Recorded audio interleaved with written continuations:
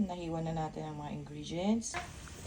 Luya, konting luya pang alis alalang sa mga kamatis. Ilagay na natin.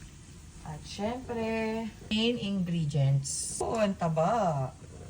Bangus. Ayan natin yan. Sabaw na tayo. Puro tayo. Kalibol. Tapan natin yan. Husband is here. Thank you. Labanos, mostasa. Iwan na ito. Makulo na. Laban. Tingkulo lang. Hansiling.